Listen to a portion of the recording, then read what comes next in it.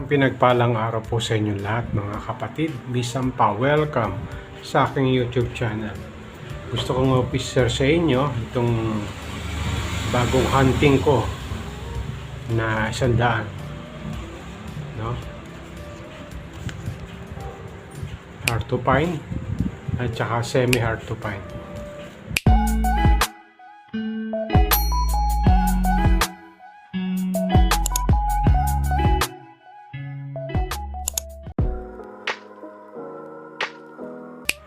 Muli po, welcome sa aking YouTube channel. Bago po ako mag-start sa hundreds na aking na-collect, gusto kong share sa inyo yung mga baso na aking kinokollect din dito po sa lugar namin sa San Fernando, Pampanga. Mag po ni Spider-Man, Marvel Ultimate Spider-Man. Isa sa magandang koleksyon na aking nabili dito sa lugar namin, no? Maging sa McDonald's. Ayan. McDonald's Mag. Isa sa mga nabili ko rin dito sa lugar namin sa San Fernando. Ayan. Ito naman po ay McDonald's din. So, it's much too early to start talking. Leave a note. Ayan. Kung meron kayong sasabihin, hindi nyo makita ang yung tao, mag-iwan lang po kayo ng note. According to this McDonald's, isa sa magandang koleksyon na aking nakolekta. Yan. So dumako po tayo sa 100 bills na aking na-collect. Ayan, ito po ay nahan ko lang, ET4447. Ayan. So ang tawag nila po rito ay binary. Ayan. Malapit na po siyang mag-solid, no? Ang tawag naman na iba rito is first 9, no? Kakaiba po yung una niya. Ayan. Sunod po ito. So, ang tawag po rito ay solid.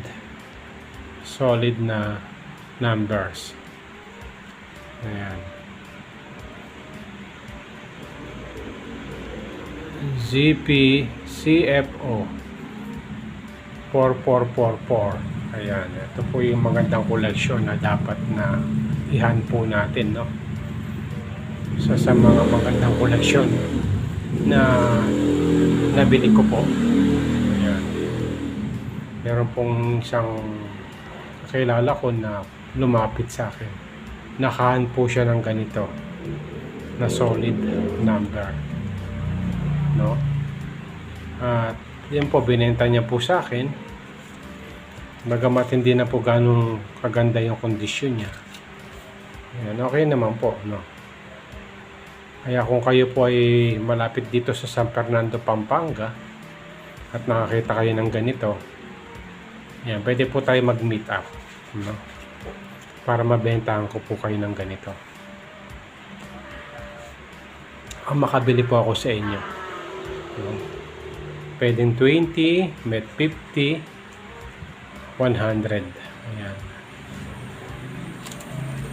Kasi sa totoo lang po, sa mga nagbebenta po sa akin ng ganito at mga coins na hard to find, so kung maaari po, magkita po tayo dito sa Pampanga. Meet up ang gusto ko para at least makita natin yung talagang kondisyon niya, no? Ito po yung medyo magandang kondisyon, ano? Ayan.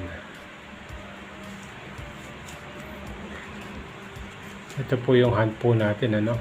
Yung ganitong CR number. Solid, no? Bibihira po ito. Ito po ay hard to find. ZPO 444. Ayan. Isa po sa magandang koleksyon na aking nabili.